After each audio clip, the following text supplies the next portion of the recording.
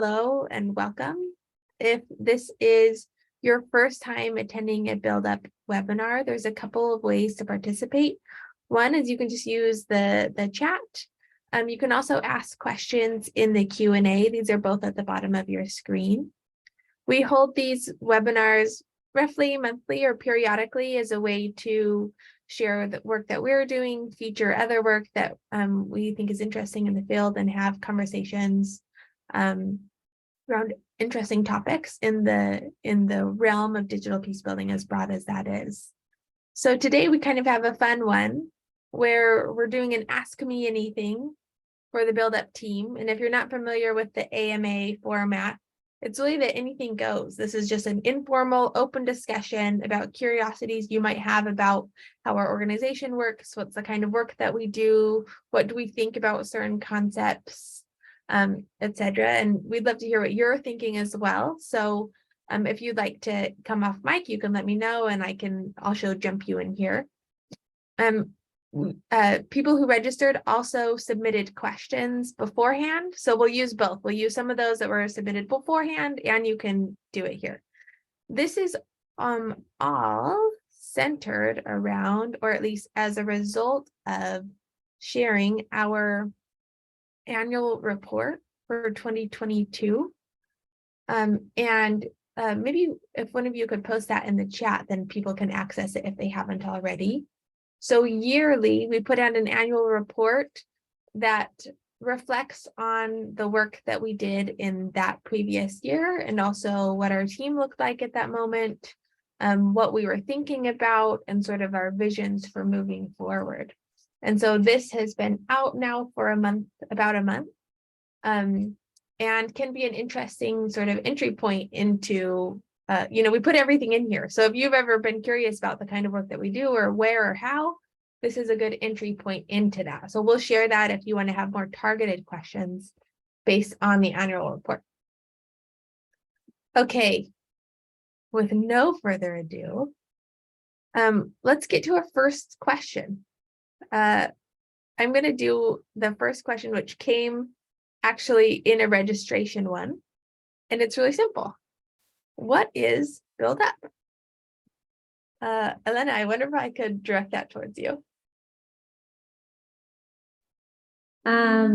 What is Build Up? I don't know, I was going to be put on the spot about this one. Build Up is a nonprofit. That's one thing. We have another Claudia joining us. There's so many Claudias today. Hello. So Build Up is a nonprofit that works at the intersection of peace building, technology, the arts, and innovation. That's one way to put it. But I think the other thing that Build Up is a different kind of organization, a different kind of NGO or nonprofit, because we operate as a collective. And that's something that maybe is different about us organizationally. And I think the other thing is that Build Up is also a sort of an emerging and ever-changing idea, because we operate as a collective. Our programming and the way that we approach our work and the way we approach the field of conflict transformation has changed over the years. And this idea of paying attention to things that are emerging has always been at the center, as has been a real curiosity and practical experience with technology, but also with the arts, and a focus on participatory processes. There we go. That's an unrehearsed answer. That's what we want. We want the unrehearsed. Perfect. Thank you. Okay, you mentioned that we are a collective, and that's a differentiating factor. That was a question that also came up a few times in the registration form. And some people put it simply as your organizational culture, or how do you budget your projects and decide who is on the team of what project. And I think that those things are kind of the same. So I wonder, Claudia, if I could kick this one to you. Like, what does a collective mean? What's our organizational culture? And how does that impact how we make decisions around projects? Easy. How long do I have?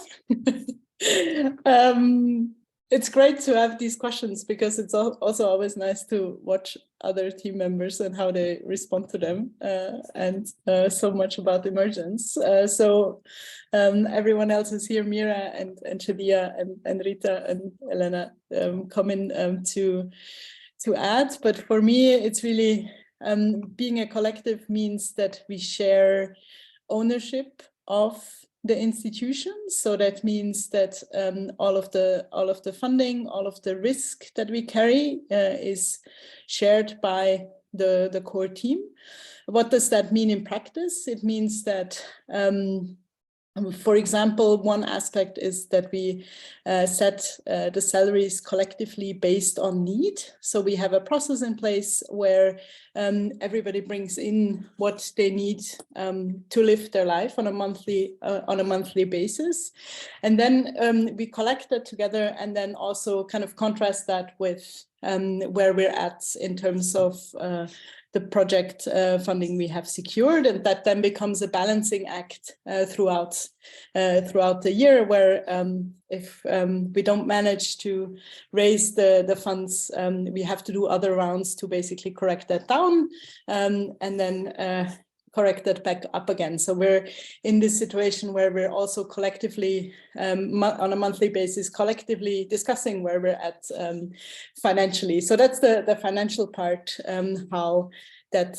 ownership and risk is being shared. There's obviously also the decision-making part that goes into that, where we also make decisions collectively. So we have, very practically, it means that we meet every week to take the strategic decisions. For example, do we apply for a certain opportunity that is out there, or do we have input to team members developing a project idea on their own?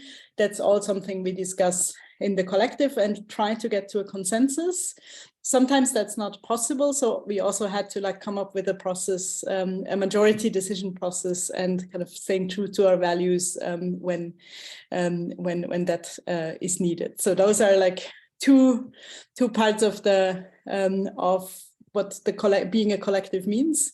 And yeah, maybe I would stop there because there were 3 questions that you can go into quite a bit of depth about. But yeah, maybe kicking the organizational culture question maybe to someone else. Mira, would you be up for going into that? Sorry to put you on the spot. Yeah, Mira might be in the background. I wonder if I could put Rita on the spot for that, Rita, because you're fairly new, or I think you're the newest to Build Up. So how would you describe the organizational culture? We're all being put on the spot, very collective, all of us. I would say that we have an organizational culture that is very communicative, very respectful, that we care a lot for each other and the work we do. And I think that's reflected in how we do our work and what work we do, how we relate between each other and with the people we work with. Yeah, I think we're also respectful of our individual interests and how we want to grow and together and individually. What else? I think it's just also really fun. It's generally nice to work together. A mess. I don't know. I like that we always explore, find new ways of doing things, like to be on the edge of what's happening, informed. That's some of the first things that come to my mind. If anyone else wants to add something. Maybe I can come back in on the other question that was linked to that, because you just made me think of that again, about how we decide who works on which projects. So that's very much there's 2 ways. Either we develop something that is already an idea that two people have, and then find funding for, and then naturally that will navigate towards being the team. But oftentimes it's also a question, obviously, of availability and kind of where we're at in balancing workload. But we try to stay as close as possible to what Rita also shared about, like, the individual interests, because we bring very different ones. And then at times it's also a question of language balancing around. So needing the lead for people who speak Arabic as their native language, or who speak good enough French to be on a project. Great. I feel I need to add one thing, that the current makeup on our screen isn't also the makeup of the Build Up team. We've got all women here. Hi, Shadia, I see you're just got on camera. If you want to know who's on the Build Up team, you can see that on the About page of our website, which I can link in the chat. And you can see a better idea of our makeup. We are a completely remote organization. And so we've got members of our team sort of spread out throughout the world in their own spaces, and then we work together in our various contexts for different projects. Okay, so we have some more questions coming in to the chat, the Q&A. I also want to pause and say we just said a lot about our organizational culture, what the collective mean, how that impacts our budget and funding.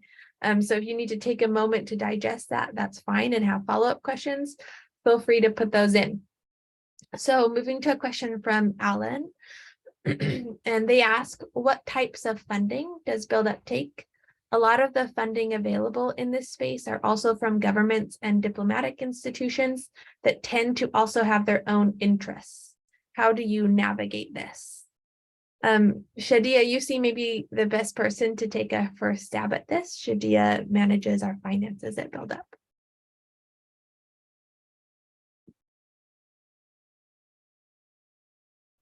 Sorry, can you repeat the question for me, please? Yep. The question is, what types of funding does Build Up take? A lot of the funding available in this space are also from governments and diplomatic institutions that tend to also have their own interests. How do you navigate this? The fundings we receive is we get from different donor groups. We get donations. We get, as you said, from governments and diplomatic institutions like embassies based in different places. So the majority of the time is, I think, the proposal comes from us. So it is something that we think that will be in our interest before it goes to the interest of the donor. So I would say that's how we navigate and win.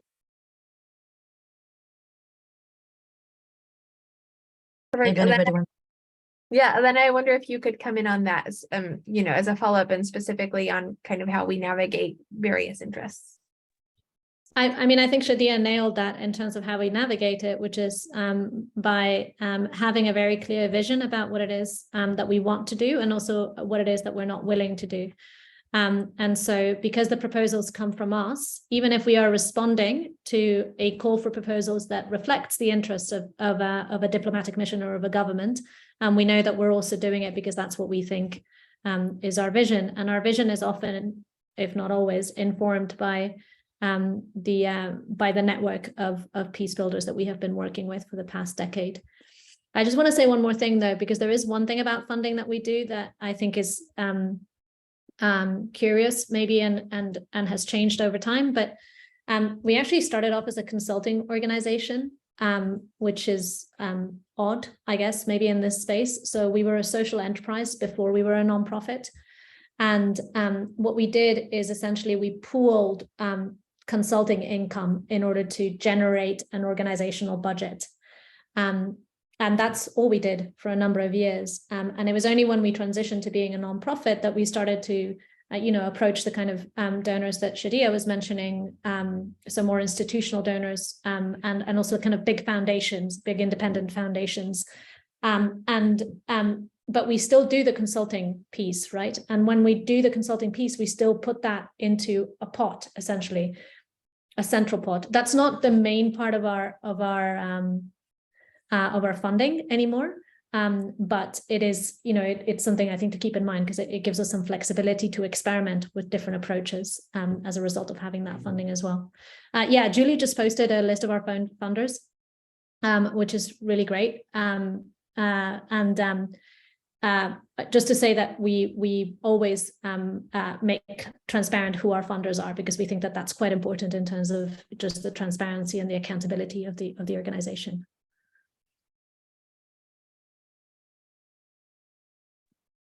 Perfect. Let's carry on. We're getting into the nitty-gritty, and I think we should continue on that vein with the new question from Sanjay, who says, when and how do you decide to add new team members to the build-up team? This was a question that also came up in registration questions.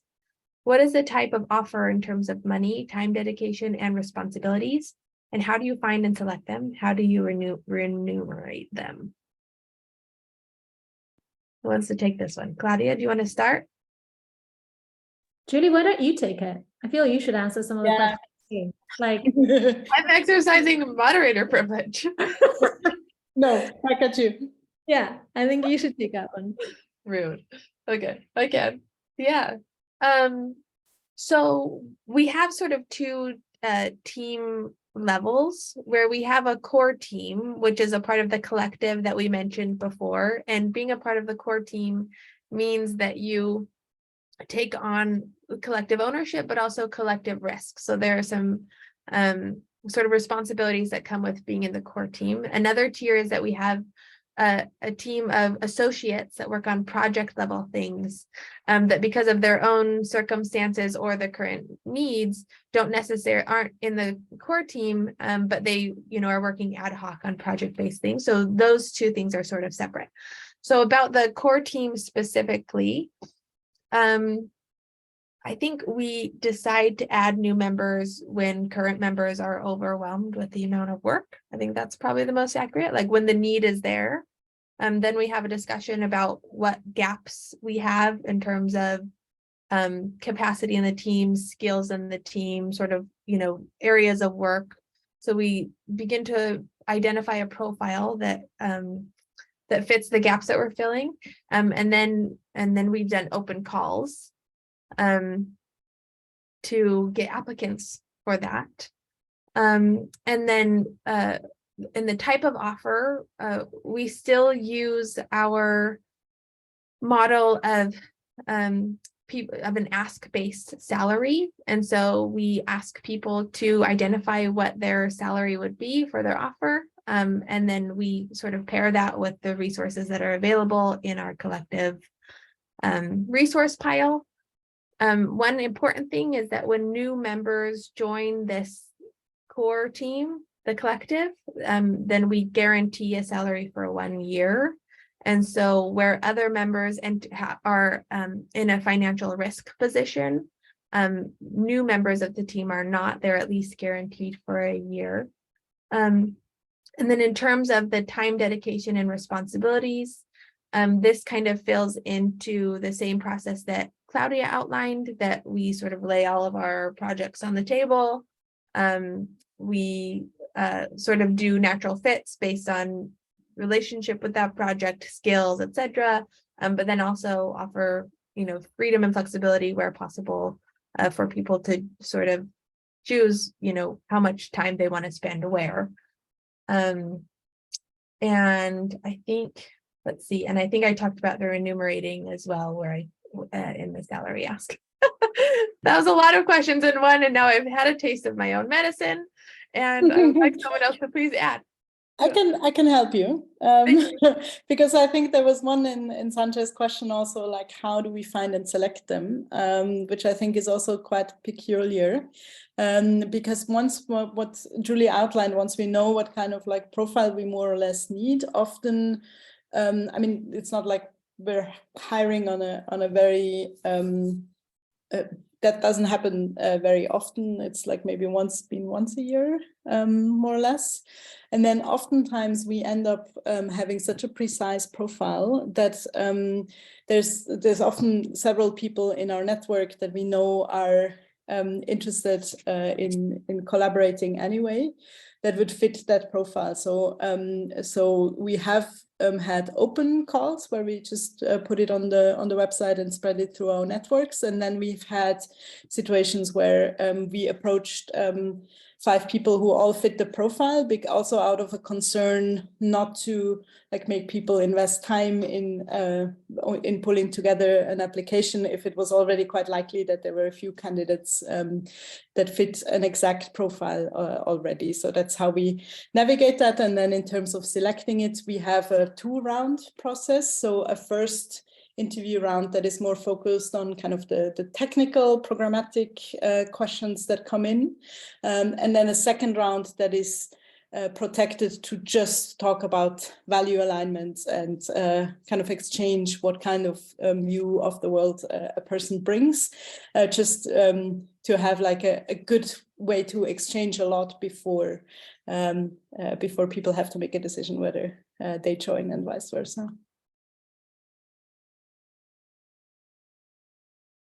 That's lovely, thanks. And I think you just did 2 in 1 about where do you do the open calls as well, which is kind of on our website and spread it on the newsletter and in other sort of relevant newsletters. Okay. Great, let's go to a topic specific one from Alan, who says, how does disinformation research fit into Build Up's goals and mission? Elena, I'm punting this one to you. I had a feeling you might.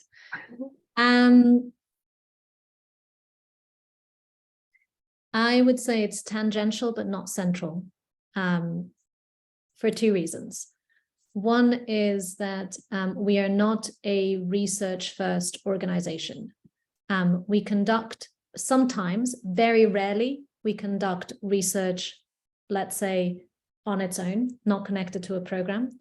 So, for example, we just produced a paper on intersectional approaches to digital peace building. And that was just a piece of research where we think it's going to advance the field in some way, right? So occasionally we'll conduct a piece of research on its own, but most of the research that we conduct is connected to a program, so to some kind of programmatic response, either by ourselves or by partners that we're working with. I think so. If you're just talking about kind of standalone, like could we, would we engage in, a landscaping of disinformation in Kenya? We probably wouldn't. What we have done in Kenya is we've looked at various aspects of social media discourse in the elections because we were connected to partners that were responding to social media, and because we have in the past responded to social media discourse. So that's one aspect of it. I think the other reason is that our real focus when it comes to, let's call it information operations or communications that are relevant that are relevant to peace and conflict, let's say, our focus is much more on polarization, and particularly effective polarization, than it is exclusively on disinformation. I think another way to think about this is that what we really look for are evidence of divisive behavior online that impacts the prospects of peace. And one of those divisive behaviors online is the spread of disinformation, but it is not the only one. And if you want me to go even a step further, I would say that if we were to think about what kind of information operations we're more interested in, we're probably much more concerned with misinformation than we are with disinformation. Why am I saying that? Because disinformation is a deliberate and active tool used by a small number of actors to create pieces of content that are fake or that are manipulated in some way and try and spread them. And misinformation is what happens when people organically begin to spread that content. And the kind of work that we do as peace builders is much more concerned with what happens when disinformation becomes misinformation, when people are spreading it. Why are they spreading it? What are the mechanisms behind that? And what can be done against them? maybe that was way too theoretical. So someone like maybe Julie, I love that I'm punting everything back to you, but if maybe Julie wants to do what this actually means on the ground as opposed to like the theory behind it, because you're good at that. Like, why did we, what disinformation isn't what we focused on in the US? Why is, Yeah. I think because so focusing on disinformation comes with a relatively limited set of tools to counter it, right? You can kind of like identify where disinformation is coming from, deplatform as an option, correct the information, right? Like that, there's a little bit more, but that's essentially right. And so I think we were interested in what impacts disinformation has and the intentions and motivations of those who are using it. And then how that then spreads, how it becomes misinformation as a lens spreads to a larger, and why that happens.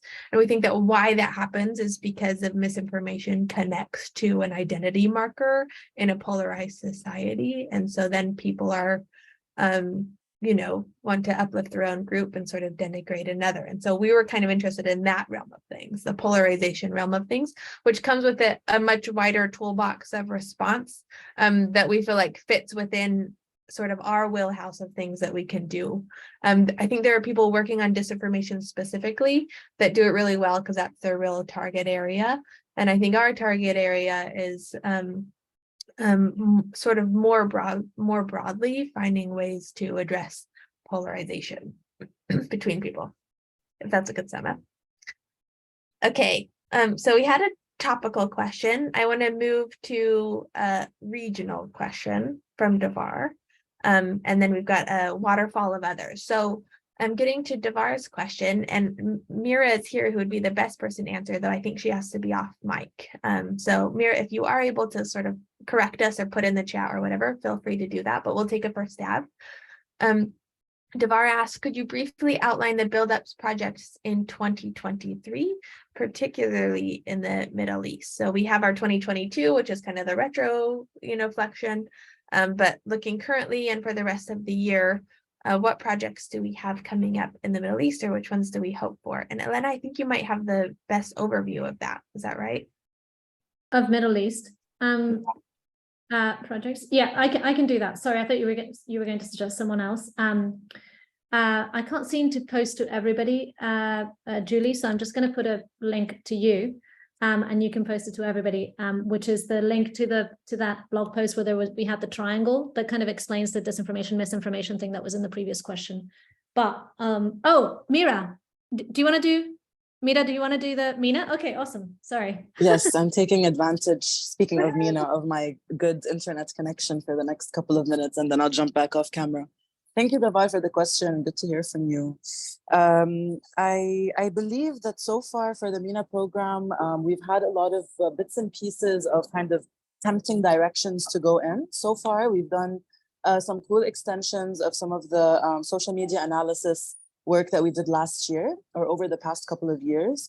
We did a few follow-up initiatives using Phoenix. I don't know if there are any questions about Phoenix directly now, and I won't go into the full brief, but basically we've been guiding small initiatives to combat actually online harms and continuous harmful behavior online or online patterns because of our in-house tools, our in-house resources, working with small initiatives in the MENA region to do this. After a few, I would say, iterations of that last year, a lot of the small initiatives we had worked with before came back to us asking for further mentorship, technical support, more in-depth understanding of how we approach social media analysis in general, understanding sentiment. We've grown our capacities in terms of Arabic resources and courses. So that's been like the first chunk, so the social media analysis approach. And then also we are just now finishing a really big cohort of participants who came in to take our strategic communications courses and digital peace building 101, which were newly translated into Arabic. So in terms of MENA, I think we're doing a lot of information production or knowledge production that can feed into some of the ongoing strains. And we were having a conversation about this not too long ago internally in the team about the directions for MENA this year. And I think what we're thinking about more than anything is less emphasis on content moderation when we talk about initiatives that combat online harms, and more emphasis on the content itself. What's out there now in the network public space, what is and is not affecting the ongoing patterns that we already know so well, and how can we assist or kind of accompany initiatives that we know to make interesting and engaging content that's still depolarizing, but that's like more relevant and touching upon the issues that mean the most to us in the region. Yeah, without being, parachuted from elsewhere like we see so often. So yeah, I think that's a small brief. I don't know, let's definitely talk on the side like we usually do. But yeah, that's all for now if anyone wants to add. And I'm gonna jump back off camera. We're gonna catch you before you jump off camera. Oh no, you did already. Oh, you're back. I wonder if, as a follow-up, because you mentioned sort of partnerships there and talking to NGOs, etc. We have a question here from Fred of, do you enter into collaborative partnerships with other organizations, especially other NGOs? And if so, what is your process and how would organizations reach out to you? I wonder if you could take a first stab at that, Mira. Yeah, it's very much like the theme of the moment as well, this time of the year. I would say it really depends. There is like kind of a flow that ends up happening when interest is established or some kind of commonality in terms of, are we like-minded? What kind of work do we want to do together? We get a lot of offers and engage with a lot of like-minded organizations ad hoc, just to do an event together, just to talk about something we both have research on. So we've done this, in the past couple of months, many times at the different like kind of peace building forums and events that we see worldwide. But then when it comes to actually like working together consistently, it's I would say it's a bit different. We always start, I believe personally, and I think the team, it resonates with the team too, that we believe in a really nice combination of formal and informal avenues of communication to establish like true and trusted partnerships with people we want to continue to work with. So it can start with an email and a mutually interested conversation. And we keep in touch about opportunities, whether it's in a thought partnership style to continue a big piece of research together, or towards policy, for example. Or on the other side of that, it can be a healthy, I would say, working relationship with a bigger partner or donor, many of which have come back to us for like more kind of consistent engagement, depending on the subject matter. So I would say it really differs, yeah. And I would count also our community of practice as a web of partnerships that we also constantly kind of interact with, whether they are very capable organizations or a much smaller, whether we can mentor and coach them as part of a bigger program, or whether we keep in touch with them after the lifetime of that project and see how else we can support one another. So yeah, I would say it's a big web. That's cool. Thanks, Mira. If I can add to that, I think we have like we really don't want to be gatekeepers in any sense, sort of, to the work that we're doing or the work that exists out there. And so it sort of asks, if so, what's your process and how would organizations reach out to you? Like, our email is team@howtobuildup.org. It's on our website. We're also really responsive on all of our social media platforms. We send out a newsletter and we love getting replies back. So I think, please start that conversation with us. Realistically, we have a lot of people that we want to be partnering with, or that we're sort of in network and in conversation with. But then like true work partnerships often look like there's a project that we could do together. Like it has to be sort of tangible in work oftentimes, where it can be a tangible collaboration. Otherwise, it's a lot of sort of talking and sharing, and there's lots of opportunities to do that. Yeah. Okay. So related to projects, I'm going to move back to funding, because there's quite a lot of interest on kind of the funding and how that works. And then we'll do learning after. So on funding, Roger says, taking a quick look at the donors list, I'm surprised to see Meta together with NGO, ICRC, and other non-business oriented donors. So I wonder, maybe Lena and then Shadia, if you want to jump in as well as an addition, just what, like, how has that donor list become what it is? And what do some of those, donors mean to us? Yes, I'm going to answer specifically on Meta, and then maybe Shadia, if you want to talk about the mix of funders. But specifically on Meta, for those of you that don't have haven't looked at the detail in the way that that was it Roger who did this? Yeah, who asked this question. We received $15,000 from Meta last year, and I think we internally we said it's quite possibly the most debated $15,000 we've ever received. We spent many hours talking about this because if you have seen the nature of our work, then you can understand that we want to be really, really careful about our ability to retain our independence in speaking out both about what we see happening on the Meta platforms, so on Facebook and on Instagram, but also in general about some of the governance issues around social media platforms and very specifically Meta in countries where we work and globally. And so what we did in the end is we set a list of internal conditions to ourselves. One of them was to be completely transparent, which is why we are very happy to receive this question, because not only do we state that we received that funding, but also we're happy to take questions about why we did that and how we do it. The second one was, I've kind of grouped them. There were many, but kind of the main groups. The second one was to continue to partner with other organizations, particularly organizations that other organizations that are speaking about what is happening on platforms, particularly other organizations that are doing so and receiving funding from Meta. So there's a trusted partners network of which we are a part. And so to continue to kind of network with people who retain this dual role of essentially being critical, but also having received funding. There's actually quite a lot of organizations in that group. And so this is something that we're doing actively and that we are talking to Meta about, to the people who run their trusted partner programs and saying, that's great. And we're going to continue, speaking about what we're seeing on platform.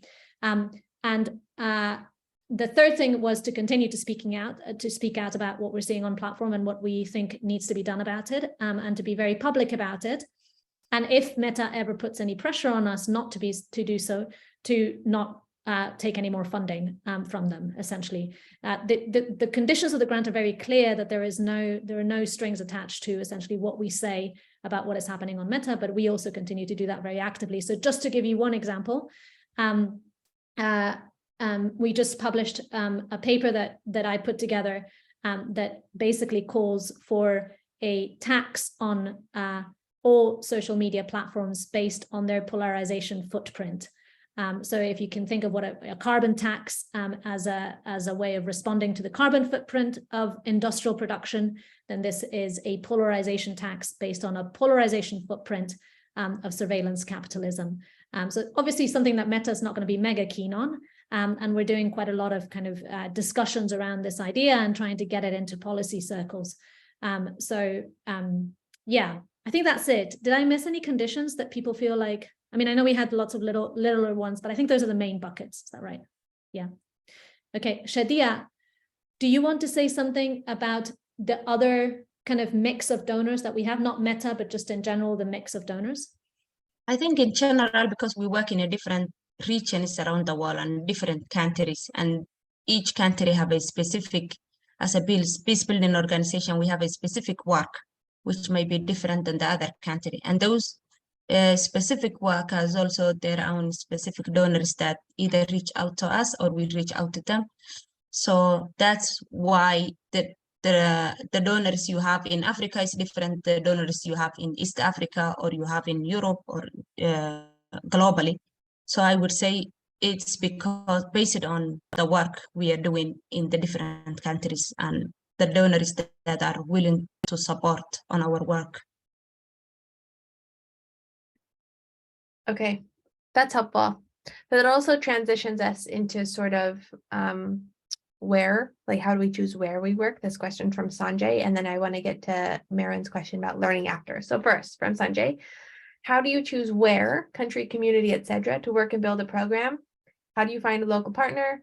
How do you establish the relationship in terms of funding? And for example, do you hire local people? If so, on what terms? How do you transfer funds to local org? So there's a lot put in there, and I'll take the first stab.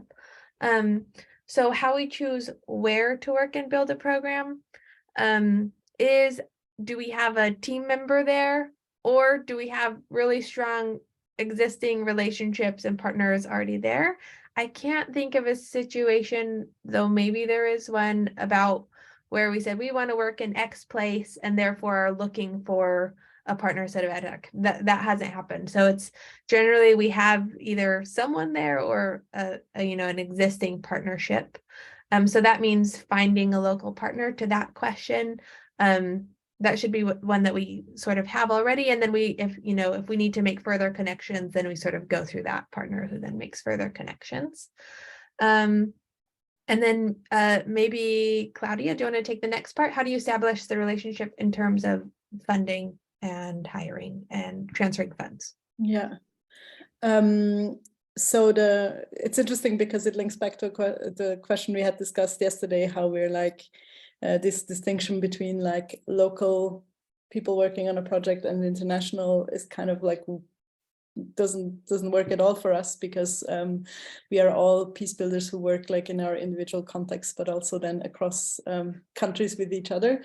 So the same, and we treat kind of so like in our general approach, we don't make a differentiation that is oftentimes seen in the peace building field, and that we don't agree with, where you have like a smaller, like the local salaries are set lower than the international salaries, right? So if we engage in a program, for example, we're just setting something up where we work through partners in different countries, and where we copy basically our needs-based salary structure into like building these relationships, also saying like, okay, in order to have all the needs covered in a way that helps individuals kind of lead a sustainable life, kind of what is the ask that you would bring into this project. So as much as possible, we try to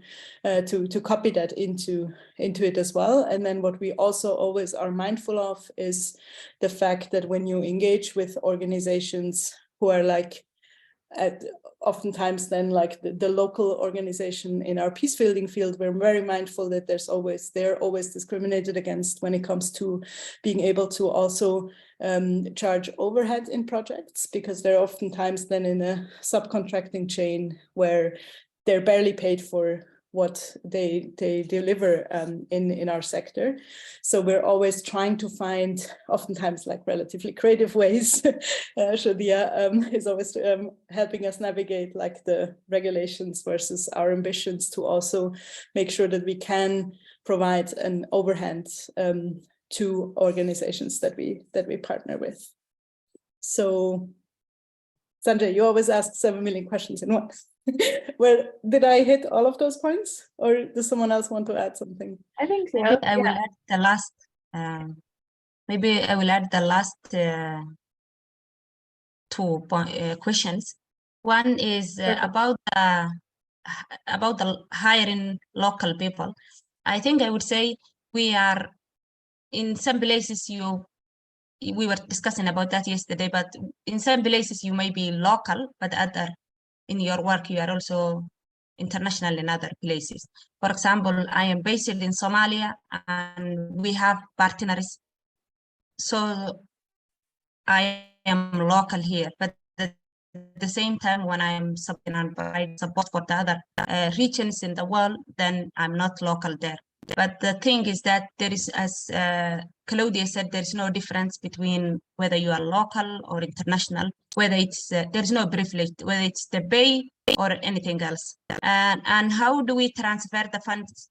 If we transfer funds to the local organizations, yes, we do that. And how we do that is depends on where the local organizations are based on. So it depends on the availability of the banks from US to the country.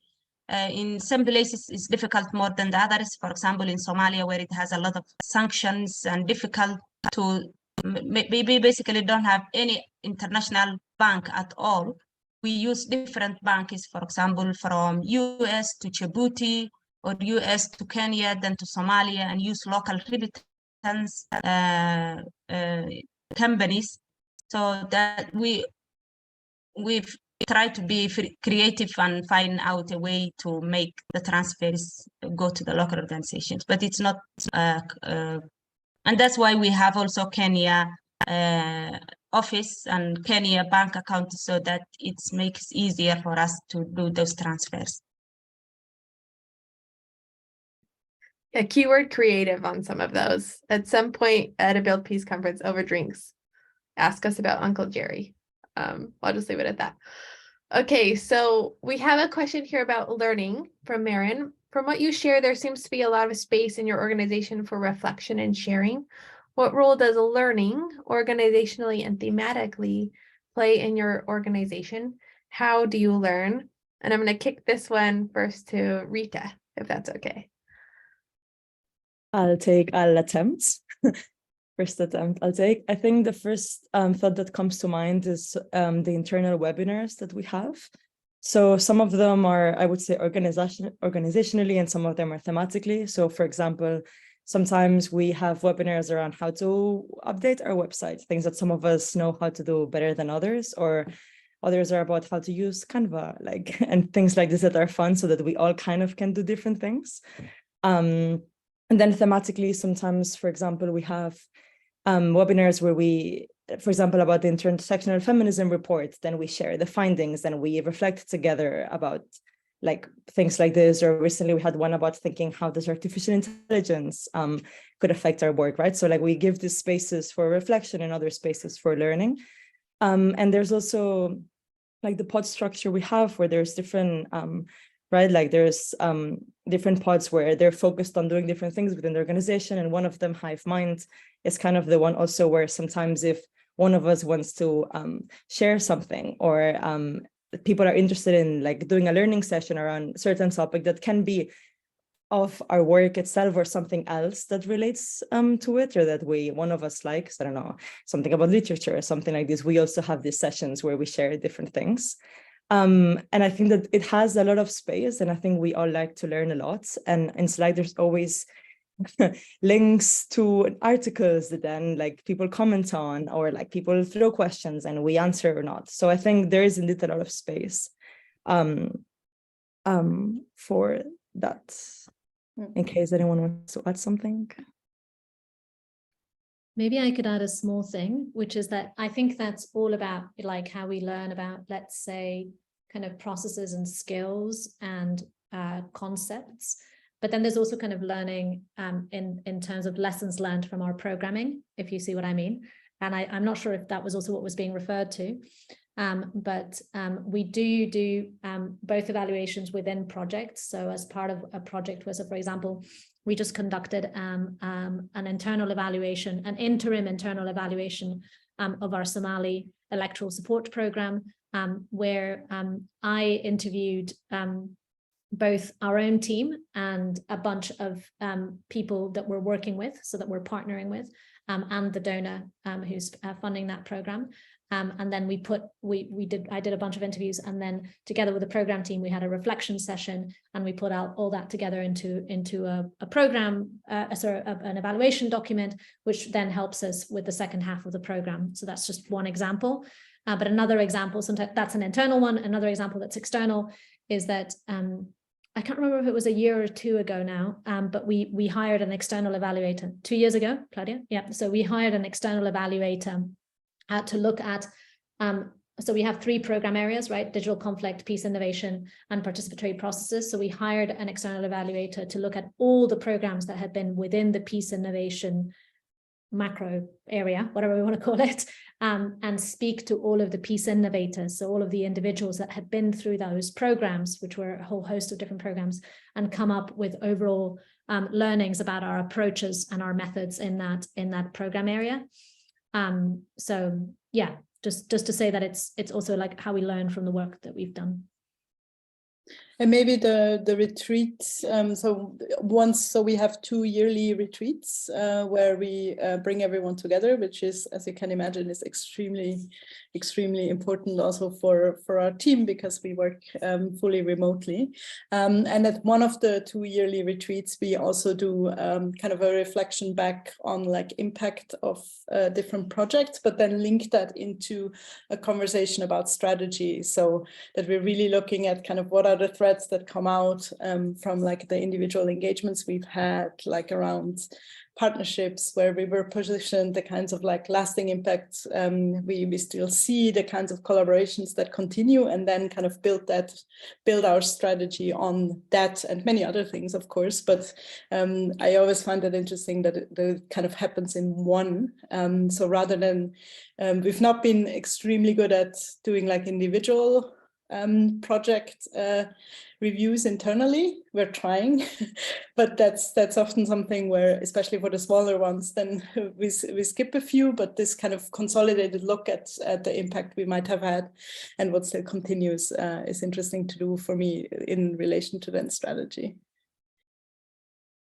I want to add one more element to the learning circles, which is we kind of have internal, programmatic, and then we also use learning as a program tool quite often, in that we do tailored trainings for different organizations, and importantly, we publish a lot of free online trainings. So there often comes a point where we've like accumulated a bunch of resource material or thinking or research on a specific area from doing trainings or projects or whatnot. And then when able, we will turn that into an online course. So that we can use that sort of in our programs, and that it's just open for anyone to also, you know, get on the same page or, you know, use some of the same resources we are. So 3-part learning questions. And thank you, Maren. Okay. How's everyone doing? We have about 5 minutes left. It gives pressure to what the final question will be. Actually, like Sanjay's those as the last one, because it seems from all of our responses that we have got it all figured out. And I think for the most part, we're doing pretty good. We do have a lot figured out and have, you know, evolved to a good place. But Sanjay asks, what's the toughest challenge that you as an organization are struggling with? Yeah, it's a good question. Well, give us a minute to think. Are we going to do a round? Do we each get Yeah, to do? I was thinking we should. How do we cheat? There's like 6 different challenges. We can get them all in, but only 30 seconds each for responses, because that's how much time we have. All right, who wants to be first? I can start. I'll be first. Okay. I am personally in our organization having a challenge that I want to do more US based work, and we're finding a challenge finding funding and interest in that work in a way that kind of aligns with our own processes. So it's something that I would like. We've done sort of years of work in the US in the past, but it seems like the landscape has shifted a little bit. And so it's something that I've, you know, been focusing on and pitched several times, you know, various programs that haven't been successful. So that's always a little bit of a bummer when you have a good program idea, you've got the people, you've got the partners, and then don't get funding for it. So that's a challenge. Who's next? I can go next because I want to broaden your point that local peace building is still, and I can't believe we say that in 2023, not what is driving where the funding goes in our sectors. So this need that we have in order to stay true to our values, to anchor peace building at the place where conflict needs to be transformed and to go slowly enough to do that in a way where we have the relationships to push things and also do it in the right configurations and do it with the right amounts of money to actually free up time to think and to go forward. That's for me the biggest question, the biggest challenge we face. So Julie's, but extended to the world. I can go next, although it's not easy to choose just one. I would say it's practicing, like walking, what do you call it? Like walking the walk but also across the board, walking the walk when it comes to, you know, our organizational culture juxtaposed against some of the like dynamics we're up against in the larger, you know, kind of industrial complex. And also the risks that we face in how we talk about peace building as a concept, but also our own non-neutral understanding of it. I think it's a constant push and pull of narratives and of, you know, talking versus what's concrete, and peace building with a big P versus peace building with a small p, that I think we're all much more attached to as something that can be hyper local and fulfilling, more fulfilling, I would say. So for me, it's that constant push and pull. And I don't care if I just hijacked all of the topics or headlines that would usually go with this question.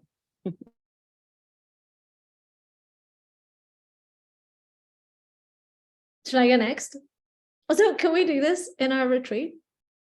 Anybody want to do this in retreat? Okay, Fair. anyway, regardless of that. I agree with everything that's been said, and I feel like I'm just picking another small challenge, but I don't know why I'm really feeling this one this week, which is the number of people that are just like, you do such interesting work. Could I just have an hour of your time to discuss?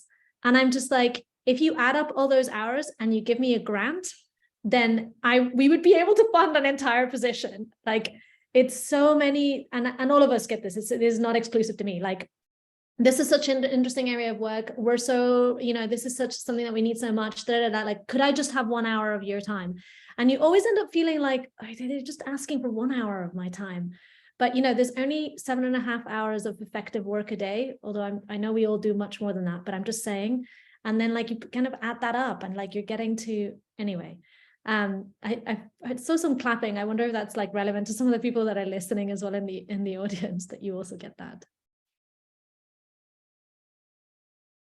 Shadia, I can go next. Is that okay? I'll have a first one. I think sometimes what I struggle with, although I really enjoy the nature of like the way that we can work online, sometimes I think it's just really hard to keep the energy and to keep like caring and everything we do when you're alone in a room, like sitting down and typing. And I think that just sometimes is hard. And it also shows like when we go to retreat, like how much we get from it. But I think it's a challenge that it's great because then all of us can work from our localities and have the flexibility, but sometimes it's a bit hard. So yeah. For me, I think build up, checked all the boxes for I would say the ideal work environment, and because we don't have hierarchy, we don't have headquarter, like we as each program, we're not waiting. Of course, we consult each other and we are all in the same page most of the times, but we don't wait the decisions from somewhere else. But and we have a lot of energy for a lot of work, as Claudia also mentioned. So I will again also emphasize the lack of funding because we are a very small team. We have the skills, we have the capacity, and we all want to do more. And we don't have any constraints or challenges that some of the other teams works for other organizations have. Like, we're not allowed to do that. We're not allowed to go there for security reasons. We don't have all of those. All we need is funding, and we are ready to do all the work. So those are some of the challenges, but hopefully we'll overcome as we all continue doing our best. But that ended up being a really good summary. And thank you for the therapeutic question, Sanjay. Like time, like value / priority alignment, funding, remote work, localization. Those are the key ones. Okay, we're at time. I do just want to flag that where a lot of the questions were about sort of organizational structure, culture, learning processes, etc. We are at the end of this month or early next month, publishing actually our organizational manual. So you can see this and read more about it. It gets to very nitty gritty about travel policies and family leave and but also sort of macro about intentions and reasons why and sort of theories behind our organizational model, etc. So stay tuned for that. If you're watching this recording later, it will be linked in our on our website as well. So you'll be able to find that, and then there will also be a blog post. So I'll send a follow-up email to those registered with that when it comes out. You can also watch for the newsletter, and then if you're watching this later, check the website. So thank you all who have joined and for the wonderful questions that you asked and the interest that you have. And I hope that this is, just a starting conversation. I hope that we can have many more with those of you who are here are sort of interested in this type of work or this type of organizational structure. And we look forward to keeping this conversation going. Thanks everybody for being put on the spot so Thank many you. times. Bye. Thank you all. Thanks all. Bye bye.